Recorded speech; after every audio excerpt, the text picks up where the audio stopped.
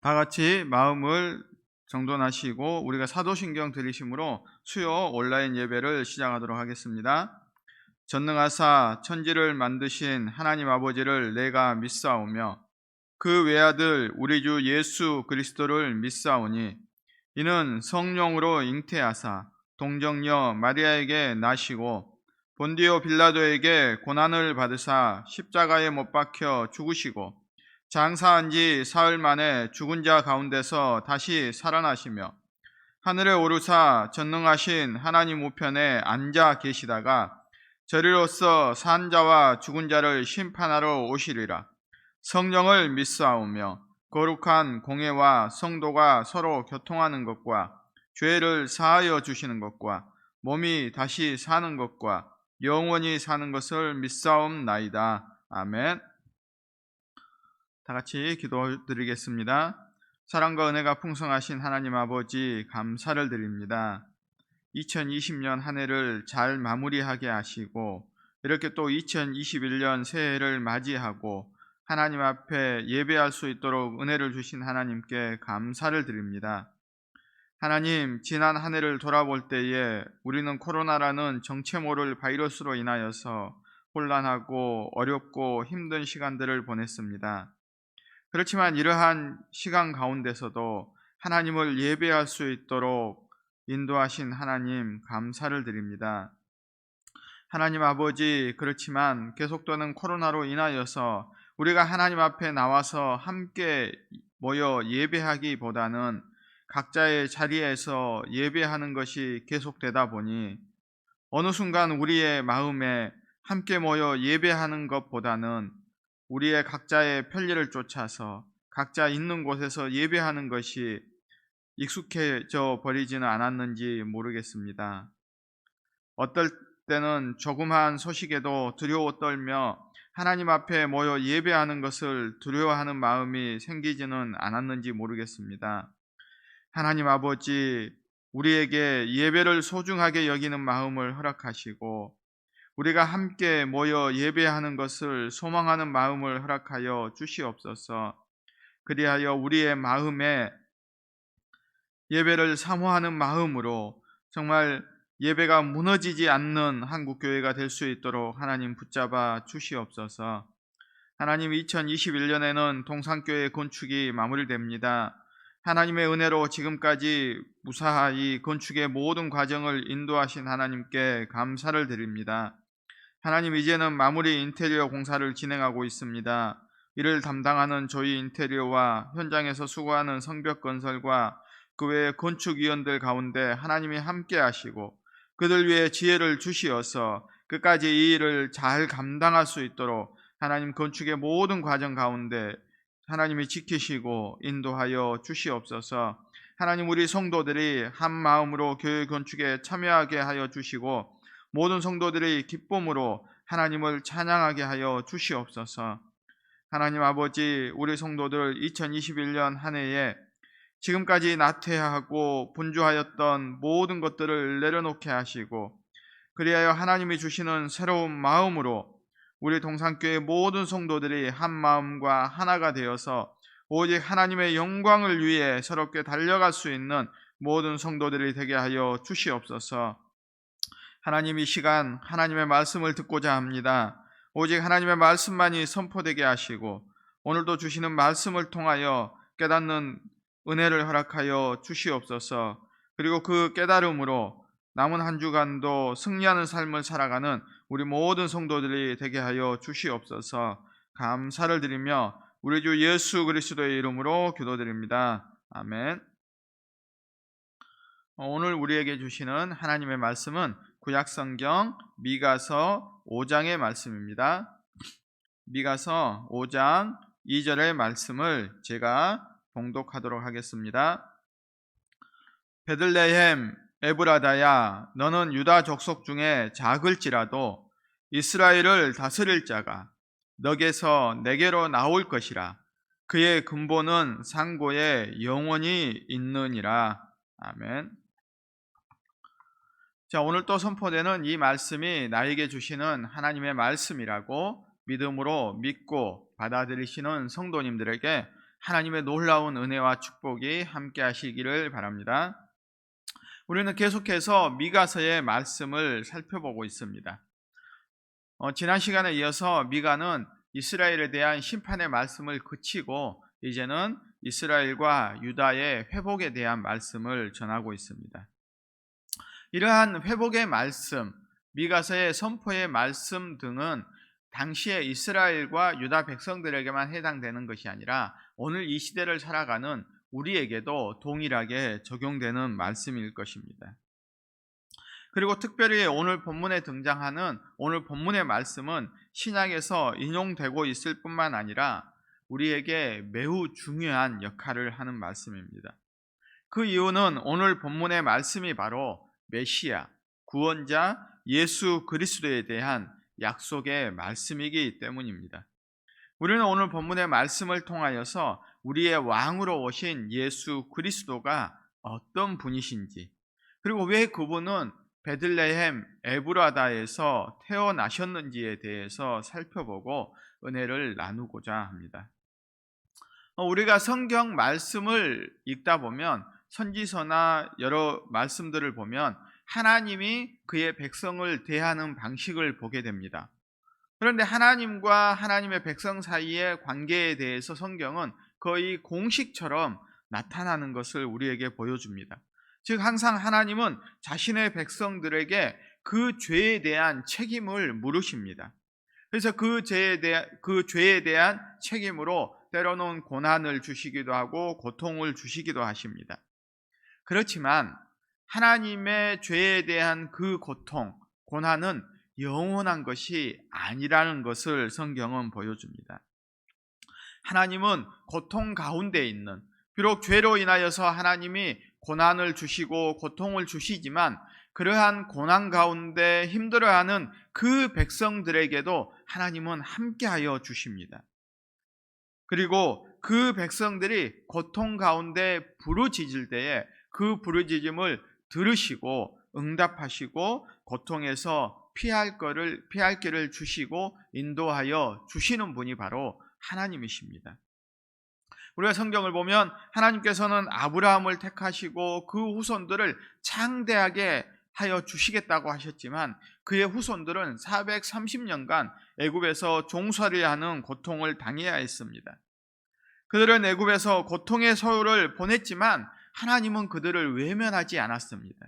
그들 가운데 함께 하셨고 그들의 고통을 바라보시다가 그들이 고통 가운데 부르짖을 때에 하나님은 모세를 통하여서 그들을 출애굽하여 주셨습니다. 그리고 선지자들을 통하여서 이스라엘과 유다의 죄악으로 끊임없이 하나님은 경고하시고 그들의 죄악이 더 이상 돌이킬 수 없을 때가 되었을 때 그들은 아스르와 바벨론에 의해서 포로로 끌려가게 됩니다. 하나님은 그렇지만 그들을 역시 버리지 아니하시고 그들의 고통 가운데 부르짖음을 들으시고 포로에서 돌아오도록 인도하여 주십니다. 이처럼 하나님은 항상 자신의 백성들을 끝까지 포기하지 않으시고 인도하시는 하나님이다라고 볼 수가 있습니다. 그리고 이것은 비단 이스라엘 백성들에게만 해당되는 말씀이 아닙니다. 하나님께서는 이 세상의 모든 사람들을 향하여서도 말씀하십니다. 사단의 종노를 하며 고통받는 너희들을 내가 외면하지 않을 것이다 라고 말씀하십니다. 내가 너희들을 위해서 고통 가운데 방황하고 있는 너희들을 위해서 한 구원자를 세울 것이다 라는 약속의 말씀을 주십니다. 그리하여 사단의 종노를 타고 죄와 사망에서 고통받는 하나님의 백성들을 예수 그리스도의 십자가를 통하여 구원해 주시겠다는 약속의 말씀을 주십니다. 그리고 그 하나님의 때가 되었을 때 예수 그리스도를 이 땅 가운데 보내주셨습니다. 사랑하는 성도 여러분, 하나님의 모든 약속은 이처럼 이루어집니다. 하나님의 약속에 공수표는 없습니다. 하나님의 모든 약속은 성취되었기에 앞으로도 하나님의 약속은 성취되고 이루어질 줄로 우리는 믿습니다. 그렇기에 우리는 하나님을 의지하고 그분을 신뢰할 수 있다라고 말할 수 있습니다.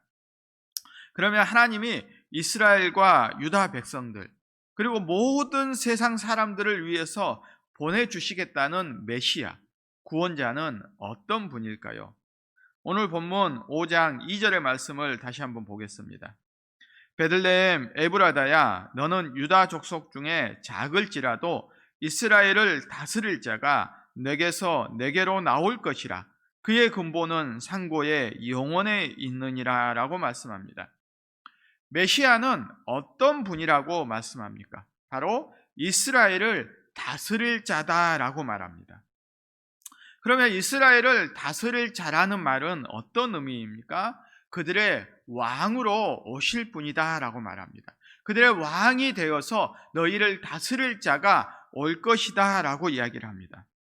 그런데 미가 선지자가 이 말씀을 선포할 때가 어떠한 시대인지를, 어떠한 상황 가운데 있는지를 우리는 한번 생각해 보아야 합니다. 이스라엘을 다스릴 자를 내가 보내주겠다, 이 말은 이스라엘의 왕을 보내주겠다는 말씀입니다. 그러면 이스라엘의 현재 상태가 왕이 없는 상태입니까? 그들을 다스릴 자가 없는 상태이냐라는 말씀입니다. 지금 이스라엘은 왕들이 존재하고 있습니다. 우리가 미가 선지자가 선포하였던 미가 1장 1절의 말씀을 보면 당시에 유다에는 요담과 아하스와 히스기야가 통치할 때에 이 미가 선지자가 활동했다고 이야기를 합니다. 즉 미가 선지자가 하나님의 말씀을 이처럼 이스라엘을 다스릴 자를 내가 보내겠다, 베들레헴에서 태어나겠다라고 이야기하였을 때에 이미 이스라엘과 유다에는 이스라엘 백성을 다스리는 왕이 존재하고 있었다는 말씀입니다. 그런데 미가 선지자는 너희를 다스릴 새로운 왕이 오겠다라고 이야기를 합니다. 이것은 현재 권력을 잡고 있는 왕들에게는 반역과 같은 말을 선포하고 있다라고 볼 수가 있습니다. 왜 그렇습니까? 지금 이스라엘을 다스리고 있는 왕의 후손으로 오면 그 왕은 당연히 예루살렘에서 태어나야 하는데 유다 땅 베들레헴에서 태어난다고 하는 이 왕은 현재 이들의 왕과는 전혀 다른 왕이라는 사실을 보여주기 때문입니다. 그렇기에 우리가 예수님이 이 예언이 성취되었을 때를 우리가 한번 생각을 해보십시오. 그 당시에도 헤롯이 유다를 다스리고 있었습니다. 그리고 동방 박사들이 예수님이 태어났다는 이 소식에 의해서 예루살렘을 찾아왔을 때 헤롯은 이 말씀을 듣고 어떠한 만행을 저질렀습니까? 자신이 유다의 왕으로 있는데 유다의 새로운 왕이 베들레헴에 태어날 것이라는 이 말씀을 듣고 예수님이 태어난 곳을 그 전으로 인하여서 예수님 당시의 나이 또래를 비슷한 모든 남자아이들을 다 죽이는 만행을 저질렀던 것입니다. 이처럼 하나님의 말씀, 약속의 말씀을 받아들이는 것은 자신이 어떠한 상황인가에 따라서 이 말씀이 우리에게 복음으로 받아들이는 경우도 있지만 자기에게 자기의 모든 것을 빼앗기는 말씀으로 들리는 경우도 있다는 말씀입니다. 우리에게는 이 약속의 말씀이 복음으로 들리지만 자신의 기득권을 빼앗는 것으로 여기는 사람에게는 이 말씀은 전혀 복음이 아니다라고 생각하는 것입니다. 이처럼 하나님의 약속의 말씀이 주어졌을 때 그 약속의 말씀이 나에게 복음으로 오는지 그렇지 않는지에 대한 기준이 어디에 있을 때 이러한 상황이 생기는 것입니까? 하나님의 말씀을 자신의 가치관, 세상적인 기준으로 바라보게 되면 이 말씀이 나에게 복음이 되는가, 나에게 해가 되는가라고 판단하게 된다는 사실입니다. 그렇지만 하나님의 말씀은 우리가 어떻게 받아들여야 합니까? 나의 생각과 가치관과 맞지 않더라도 하나님의 말씀을 우리는 믿음으로 받아들일 수 있는 믿음이 있어야 합니다. 그렇게 우리가 하나님의 약속의 말씀을 바라보다 보면 우리의 세상의 가치관과 생각으로는 받아들일 수 없는 경우가 있다는 사실을 인정해야 합니다. 그것을 자꾸만 인정하지 못하면 우리는 하나님의 말씀을 나의 기준에 따라서 이것은 하나님의 참된 말씀이고 이것은 지금의 세상의 가치관과 맞지 않다고 거부하는 그러한 현상이 생길 수 있다는 것입니다. 하나님의 가치관과 세상의 가치관이 매번 같지 아니하고 충돌하며 다를 수 있지만 우리는 그때 무엇을 선택해야 합니까? 여전히 하나님의 말씀을 선택할 수 있어야 합니다. 나의 생각과 맞지 않아도 하나님의 말씀이라면, 하나님의 약속이라면 그 약속이 성취되고 나에게 기쁨의 소식이 되어야 한다라고 우리의 생각과 삶의 가치관이 변화되어야 한다는 사실을 보여주는 것입니다. 그런데 왜 하나님은 이스라엘과 유다 백성들에게 너희를 다스릴 새로운 자가 태어났는데 그 사람이 새롭게 태어날 것이라고 말하고 있을까요? 즉, 지금 이스라엘과 유다를 다스리는 왕들이 그들의 후손 가운데서 뛰어난 사람이 나타나서 이스라엘을 다시 부흥시키면 되는데 왜 예루살렘이 아닌 베들레헴에서 굳이 새롭게 태어나도록 하시냐라는 말씀입니다. 그것은 이스라엘과 유다의 왕들이 하나님이 주신 사명을 버렸기 때문입니다. 그들은 하나님이 주신 사명을 따라서 이스라엘 백성을 다스려야 함에도 불구하고 자신의 이익과 권력을 위해서 살았기 때문입니다. 나라의 통치자가 필요한 이유가 무엇이냐고 물으면 세상 사람들은 이렇게 이야기를 할 것입니다. 우리나라의 국경을 지키고 외적으로부터의 침입을 방지하고 백성들이 편안하게 잘 먹고 잘 사는 것이 나라의 왕들이 할 일이라고 말할 것입니다. 그러나 이스라엘 백성들에게 왕의 역할은 무엇이었습니까? 이스라엘에게 왕의 역할은 이러한 세속적인 왕의 역할이 아니었습니다. 이스라엘에게 왕의 역할은 하나님의 말씀에 따라 살아가는 것입니다. 하나님의 마음으로 이스라엘 백성들을 바라보며 그들을 인도하는 것, 목자처럼, 양을 인도하는 목자처럼 이스라엘 백성들을 인도하는 것이 왕의 역할이었습니다. 자신의 사리사욕을 따라서 권력을 행사하는 것이 아니라 하나님의 말씀이 바로 세워지고 무너져가는 예배를 바로 세우고 모든 백성들이 하나님 앞에 정직하고 바른 삶을 살아가도록 하나님을 경외하도록 하는 것이 바로 왕의 역할이었습니다. 그리하여 이스라엘이 이 세상에서 빛의 역할을 감당하는 것, 하나님의 제사장 나라가 되는 것, 하나님의 영광을 만천하에 드러내도록 이스라엘 백성들이 살아가도록 하는 것이 바로 이스라엘 왕의 역할이었습니다. 그런데 이스라엘과 유다의 왕들은 어떠한 삶을 살았습니까? 다윗과 히스기야와 요시야 왕 등을 비롯한 몇몇 왕들은 하나님을 경외하는 삶을 살았습니다. 그들은 하나님 앞에 예배를 바로 세우기 위해 노력하였습니다. 그렇지만 그 외에 대부분의 왕들은 하나님 앞에 반역하였던 여로보암의 길을 갔습니다. 악한 길을 따랐습니다. 어려움이 생길 때에 당연히 하나님을 찾아야 함에도 불구하고 이들은 하나님이 아닌 주변의 강대국을 찾아갔습니다. 그리하여 그들을 통하여서 자신의 나라가 구원받기를 원했습니다. 그리고 자신의 권력과 부와 명예를 유지하기 위해서 부패하고 타락한 정치인들, 제사장들과 결탁하여 하나님의 백성들을 핍박하였습니다. 고아와 과부를 돌아보라는 하나님의 말씀을 외면하고 오히려 그들의 것을 빼앗아서 자신의 부와 명예를 채우는 것으로 삼았습니다. 하나님의 뜻을 저버리고 하나님의 사명을 잃어버린 삶을 살아간 것입니다. 하나님은 이러한 왕들의 부패를 더 이상 가만히 둘 수가 없어서 그들이 의지하였던 이방인들의 손에 붙여서 그들을 고난 가운데로 던지시고 그리고 그들이 그러한 고난 가운데서 새롭게 거듭날 수 있도록 하시겠다라는 것이 미가 선지자의 말씀인 것입니다.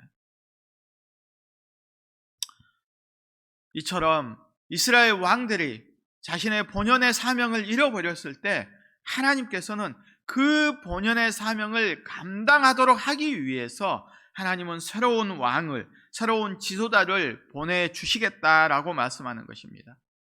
하나님께서는 하나님이 택한 백성이 자신의 사명을 잃어버렸을 때, 그 사명을 끝까지 부인하고 자신의 세속적인 욕심에 살아갈 때 하나님은 촛대를 옮기신다라고 이야기를 합니다. 그리하여 새로운 하나님의 백성을 통하여 하나님의 사명을 감당하도록 하신다는 것을 오늘 본문이 보여주는 것입니다. 그러면 이스라엘의 새로운 지도자의 역할이 무엇이겠습니까? 새로운 지도자는 어떠한 일을 감당해야 하겠냐는 말씀입니다. 하나님의 말씀대로 이스라엘을 새롭게 다스릴 것입니다. 하나님을 위한 사명, 그것을 감당하는 왕이 되어야 합니다. 오늘 본문 2절의 하반절의 말씀을 보면 그 사명과 관련해서 이렇게 말씀합니다. 이스라엘을 다스릴 자가 내게로 나올 것이라. 그의 근본은 상고에 영원에 있느니라 라고 말씀합니다. 이스라엘을 다스릴 자가 내게로 나올 것이다 라고 말하고 있습니다. 그런데 여기서 내게로 나올 것이다 라는 말의 의미가 무엇일까요? 이것은 1차적으로 이스라엘을 다스릴 새로운 통치자가 베들레헴에서 태어날 것이다 라는 것을 말씀합니다. 그리고 더 큰 의미는 내게로라는 말의 번역과 관련이 됩니다. 즉 내게로라고 이야기하는 내게로라는 이 단어는 히브리어로 레라는 전치사를 말하는데요. 이 레라는 전치사는 내게로, 즉 내게로라는 말도 되지만 무엇을 위하여라는 말도 있습니다. 그래서 공동 번역은 이를 나 대신 이스라엘을 다스릴 자로 번역하고, 영어 성경인 NIV나 RSV 등을 보면 나를 위하여라고 번역을 하고 있습니다. 즉 오늘 본문의 2절에 새로운 통치자를 하나님께서 베들레헴 에브라다에서 태어나도록 하신 이유는 하나님을 대신해서 또는 하나님을 위하여 그 이스라엘을 다스릴 자가 베들레헴 에브라 땅에서 태어날 것이다 라는 말씀입니다. 이것은 이스라엘 왕들이 잃어버렸던 사명인 하나님의 사명을 감당하기 위해서 참된 왕이 베들레헴에서 다시 태어나서 이스라엘 백성들을 하나님의 참된 백성의 삶으로 인도할 것이라는 예언의 말씀입니다. 그러면 이 예언의 말씀이 누구를 가리키는 것이겠습니까? 바로 우리가 잘 알고 있는 예수 그리스도를 말하는 것입니다.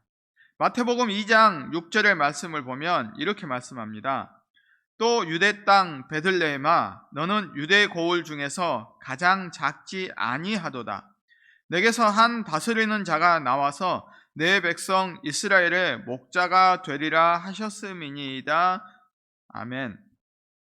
이 본문의 말씀은 오늘 미가서의 말씀을 인용하여 예수 그리스도께서 유다 땅 베들레헴에서 탄생할 것이라는 것을 예언하는 내용입니다.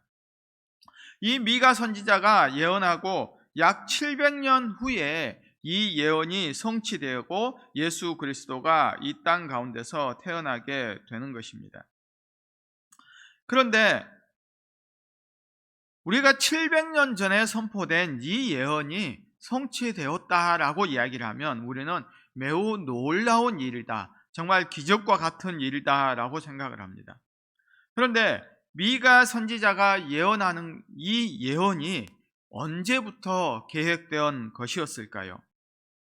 이 미가 선지자가 예수님의 탄생을 예언한 것은 예수님이 태어나기 전으로부터 700년 전에 선포하였는데, 그러면 하나님께서는 이 미가 선지자에게 너희들이 너무 타락해서 이제 더 이상 두고 볼 수 없으니 내가 이렇게 새로운 계획을 세웠다, 너희들을 위해서 새로운 왕, 다스릴 자를 보내주겠다라고 하나님께서 미가 선지자에게 말하는 이 상황에 하나님께서 이 계획을 세우셨겠냐라는 말씀입니다. 새로운 메시아, 이스라엘을 다스릴 자 예수 그리스도를 보내시겠다는 이 계획은 하나님이 이스라엘이 부패하고 타락한 이 상황을 바라보면서 세우신 것이 아니라는 사실입니다. 하나님이 구원자를 보내주시겠다는 이 계획은 이미 창세 전에 세웠다라고 이야기를 합니다. 우리가 이 사실을 어떻게 알 수가 있습니까? 그 사실은 미가 선지자가 예언하는 그분이 언제부터 존재하고 있었는가를 보면 알 수가 있습니다. 즉 이스라엘을 다스릴 자로 새롭게 보내주시겠다는 그분이 언제부터 존재하고 있었냐는 것입니다. 그러면 그분은 이 사명을 위해서 항상 준비된 삶을 살고 있었는데 언제부터 준비하고 있었습니까? 오늘 본문 2절에 보면 미가 선지자는 그분의 근본이 어디에 있다고 말씀합니까? 바로 상고의 영혼에 있다라고 말씀합니다. 즉 새로운 메시아, 구원자로 오실 예수 그리스도는 이미 창세 전에 상고라는 말은 이미 태초를 말하는 것이고, 영혼이라는 것은 그분의 시간은 영원토록 이 우리의 시간 안에 한정되지 않는 분이라는 말씀입니다. 영원토록 존재하는 그분이다라고 이야기를 합니다. 즉 미가 선지자가 새로운 이스라엘을 구원할 메시아로 오실 분은 이미 태초에 존재하셨고 영원히 존재하시는 그분이 이스라엘을 다스릴 새로운 자로 오시겠다라는 말씀입니다. 즉 이 말씀은 태초에 이미 그분은 존재하셨고 그분은 태초에 존재하실 때에 이미 이스라엘을 다스릴 구원자로 오시기로 약속이 되었다는 것을 말씀합니다. 그래서 요한도 말씀하기를 요한복음에서 태초에 말씀이 계시니라 라고 이야기를 하고, 사도 바울도 이야기를 하기를 이미 창세 전에 우리를 향한 구원의 계획이 수립되었다라고 이야기를 하는 것입니다. 그렇지만 이러한 하나님의 계획을 하나님의 때가 되었을 때 미가 선지자를 통하여서 자 이제 너희들의 죄악으로 인하여서 예수 그리스도를 보내주시겠다는, 새로운 이스라엘을 다스릴 자를 보내주시겠다는 그 약속의 말씀을, 창세전에 계획하셨던 그 약속의 말씀을 미가 선지자를 통하여서 말씀하고 있는 것입니다. 그리고 그 때가 예수님이 오실 때가 되었을 때, 하나님의 때가 찼을 때 예수 그리스도가 마리아를 통하여서 베들레헴에서 탄생하게 되신 것입니다. 이 얼마나 큰 위대하고 장엄한 하나님의 사랑의 말씀인지 모르겠습니다. 저와 여러분을 사랑하기 위해서 사랑하는 그 마음의 표현이 얼마나 위대하고 장엄합니까? 태초에 창세전에 이미 우리를 향한 구원의 계획을 하나님은 수립하고 계셨다라고 말씀하고 있는 것입니다. 이러한 사랑을 누가 받았습니까? 바로 저와 여러분이 받았다라고 말씀하고 있습니다. 자, 그러면 왜 하나님께서는 예수님, 메시아, 구원자를 예루살렘이 아닌 베들레헴 에브라다에서 태어나도록 하셨을까요? 그 의미를 이해하기 위해서는 베들레헴이 어떤 지역인가를 먼저 우리가 살펴보아야 합니다.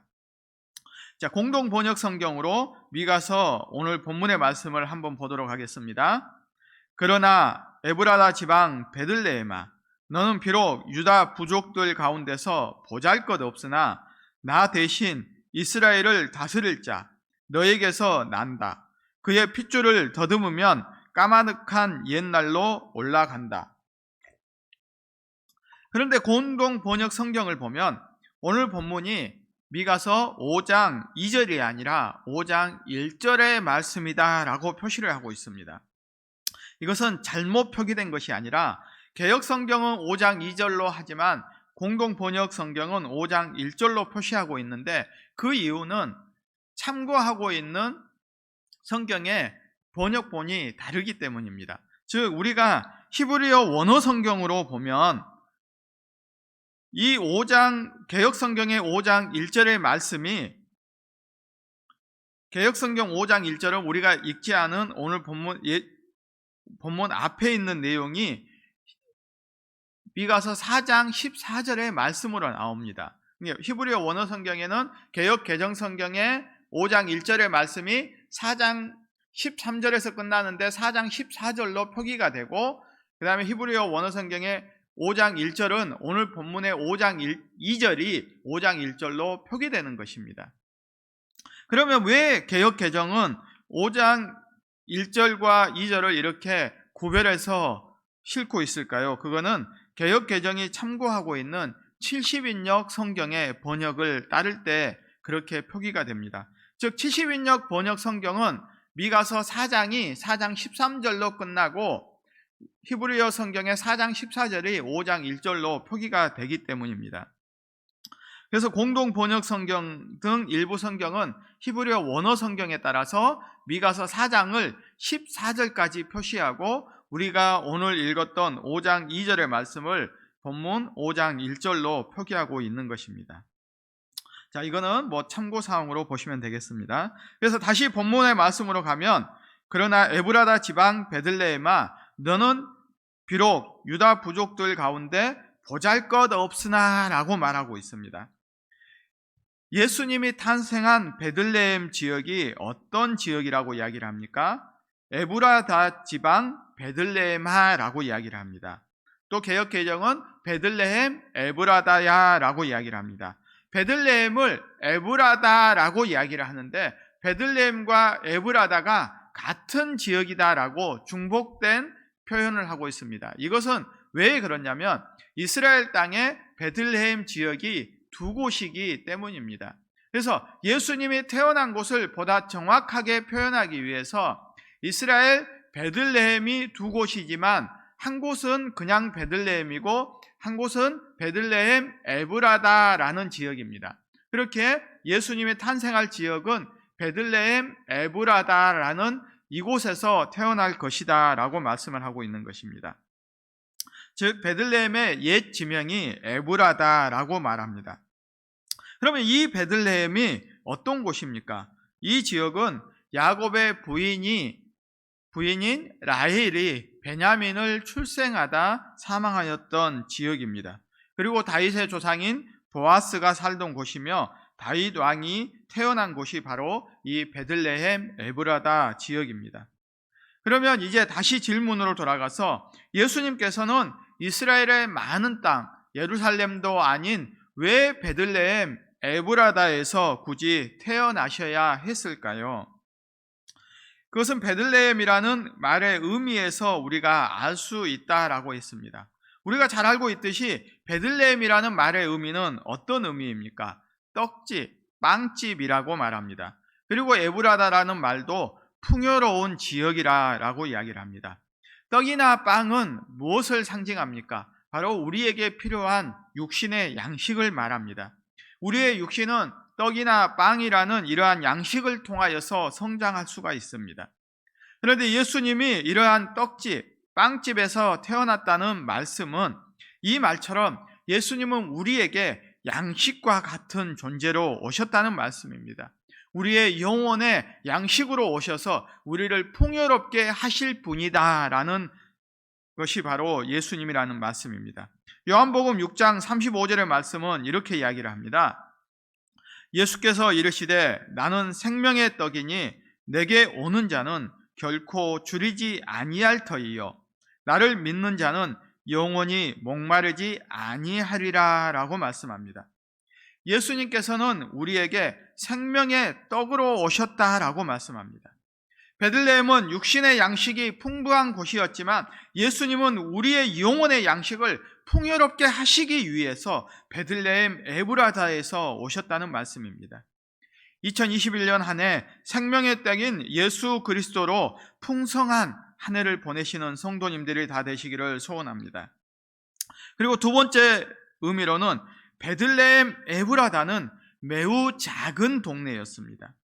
공동 번역으로 보면 매우 보잘것없는 동네가 바로 베들레헴 에브라다라는 지역이었습니다. 이곳은 라헬이 베냐민을 출생하다가 사망한 슬픔의 장소였습니다. 그렇게 이스라엘 백성들에게는 슬픔과 애곡의 장소가 바로 베들레헴 에브라다였습니다. 이처럼 비천하고 슬픔과 애곡과 사망의 장소인 베들레헴 땅에 예수 그리스도가 오셨습니다. 그렇지만 예수 그리스도가 그곳에 오심으로 인하여서 더 이상 베들레헴은 초라하고 보잘것없고 작은 동네가 아닙니다. 더 이상 사망과 음침한 골짜기가 아니라 이제 베들레헴은 어떠한 장소로 바뀌게 됩니까? 예수 그리스도 이스라엘의 구원자가 그곳 가운데 오심으로 그곳은 이제 아름다운 곳, 중요한 곳, 생명이 있는 곳, 축복의 땅으로 바뀌게 됩니다. 우리가 세상적인 기준으로 작고 보잘것없고 초라한 모습일지라도 만왕의 왕이신 예수 그리스도가 그곳 가운데 오시자 그곳이 변화되는 놀라운 역사가 일어나게 됩니다. 다 죽어져 가는 땅에 생명의 씨앗이 심어짐으로 생명이 솟아나는 땅으로, 죽음과 사망의 땅이 생명의 땅으로, 보잘것없고 초라한 땅이 능력의 땅으로, 소중한 땅으로 변화되는 놀라운 역사가 나타나게 되는 것입니다. 이처럼 예수 그리스도가 함께하는 곳에는 이러한 놀라운 변화가 나타난다는 사실을 보여주기 위해서 예수님께서는 예루살렘 땅이 아니라 베들레헴 에브라다에서 보잘것없고 초라한 무시받고 있던 그 땅 가운데서 태어나신 것입니다. 이 말씀은 우리 자신에게 매우 중요한 사실을 보여줍니다. 우리가 세상에서는 비록 보잘것없고 초라하고 못난 것으로 보일 수 있지만 세상에 얼마나 잘난 사람들이 많습니까? 부와 명예를 가진 사람들에 비교하면 우리는 무능력해 보일 수 있습니다. 그렇지만 우리에게는 누가 함께 하십니까? 이 세상의 창조주 되시고 만왕의 왕이신 예수 그리스도가 우리와 함께 하신다면 우리는 더 이상 보잘것없고 초라한 사람이 아니라는 말씀입니다. 우리는 무능력한 사람이 아니라 우리는 이 세상에서 빛을 발하는 사람이며 이 세상을 변화시키고 이 세상에 생명을 줄 수 있는 능력의 사람으로 변화되는 것입니다. 우리가 예수 그리스도와 함께 한다면 우리는 결코 이 세상이 감당 못할 사람으로 된다는 사실을 기억하시기 바랍니다. 그리고 예수님은 우리에게 말씀하셨습니다. 내가 세상 끝날까지 너희와 함께 하시겠다. 임마누엘의 약속을 주셨습니다. 왜 그렇습니까?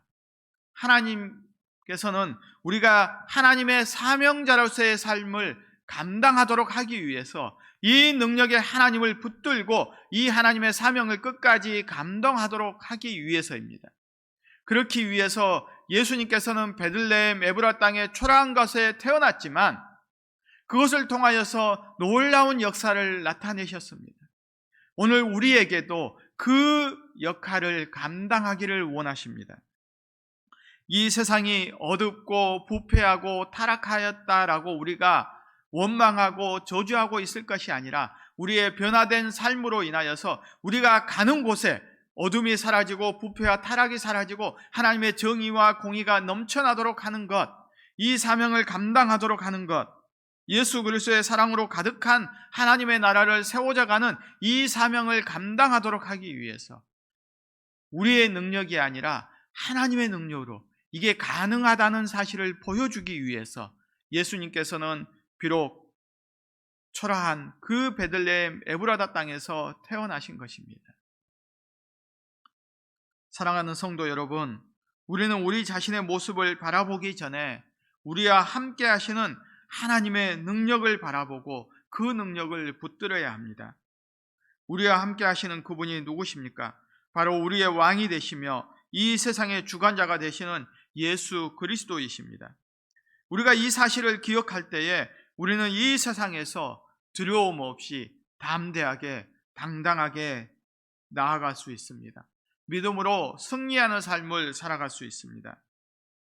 2021년 우리 동산교회의 표가 무엇입니까? 새로운 마음으로 다시 달려가자입니다. 우리에게 새로운 마음을 주시는 분이 누구입니까? 바로 예수 그리스도이십니다. 그러면 우리는 어디를 향해 달려가야 합니까? 세상의 성공과 부와 명예를 향해 달려가야 합니까? 우리는 예수 그리스도를 향해 달려가야 합니다. 하나님 나라를 향해 달려가야 합니다. 하나님의 영광을 위해 살아가야 한다는 말씀입니다. 이스라엘 백성과 이스라엘 왕들은 하나님의 사명을 감당하는 삶을 살아야 했지만 그들은 자신의 이익과 명예만을 위해서 하나님의 사명을 헌신짝처럼 버리는 삶을 살았습니다. 그렇지만 하나님께서는 이들을 버리지 아니하시고 예수 그리스도를 보내시어 이들을 구원하여 주셨습니다. 다시금 하나님의 사명을 감당할 수 있도록 하나님의 자녀로 삼아 주셨습니다. 하나님은 이러한 은혜를 받은 우리에게 오늘 이렇게 말씀하는 것입니다. 베들레헴 에브라다야라고 부르시는 것처럼 부산 동산교회 정연아, 너는 비록 작고 보잘것없지만 나를 대신해서 예수 그리스도가 너와 함께 하신다. 그분은 너를 위해 십자가를 지시고 승리하셔서 영원토록 성령 하나님을 통하여 세상 끝날까지 너와 함께 하실 것이다. 내가 너와 함께 할 것이다 라고 말씀합니다. 너는 비록 보잘것없고 초라하지만 내가 너와 함께 하니 두려워하지 말고 끝까지 이 사명 감당하는 삶을 살아라 라고 우리에게 격려의 말씀을 해주고 계시는 것입니다. 2021년 우리가 살아갈 앞날에 비록 가시밭길처럼 많은 고난이 있을 수도 있지만 우리에게는 이 고난을 넉넉하게 이길 수 있는 믿음이 있습니다. 우리에게 예수 그리스도가 함께 하시기 때문입니다. 이 믿음으로 승리하는 삶을 살아가는 동산의 모든 성도님들이 다 되시기를 소망합니다. 기도하겠습니다. 사랑과 은혜가 풍성하신 하나님 아버지, 감사를 드립니다. 오늘도 주신 말씀을 통하여 깨닫게 하시니 감사를 드립니다. 그렇습니다. 하나님, 우리의 모습은 세상에서 바라볼 때 너무도 초라하고 보잘것없는 존재입니다. 그러나 만왕의 왕이 되시며 창조주 하나님이 우리와 함께 하실 때에 우리는 더 이상 초라한 존재도 보잘것없는 존재도 아닙니다.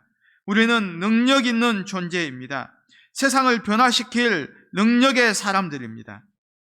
하나님이 우리와 함께 하실 때에 우리는 세상의 빛이며 세상의 소금이 되어서 세상의 어둠을 물리치고 세상에 썩어져 가고 부패하는 것을 방지할 수 있는 소금이 됨을 고백합니다. 하나님, 이 사명을 끝까지 감당하게 하여 주시옵소서. 하나님 아버지, 우리 동산교회 모든 성도들이 하나님의 자녀로서 성도로서 온전한 삶을 살아서 하나님의 영광을 나타내고 우리가 가는 곳마다 죽음과 멸망과 저주가 사라지고 예수 그리스도를 통한 희망과 생명과 축복이 새롭게 나타나고 변화되는 하나님의 나라로 변화되는 역사가 이루어지게 하여 주시옵소서. 끝까지 이 사명 잘 감당하도록 우리를 붙들어 주시기를 간절히 원하오며 우리 주 예수 그리스도의 이름으로 기도드립니다. 아멘.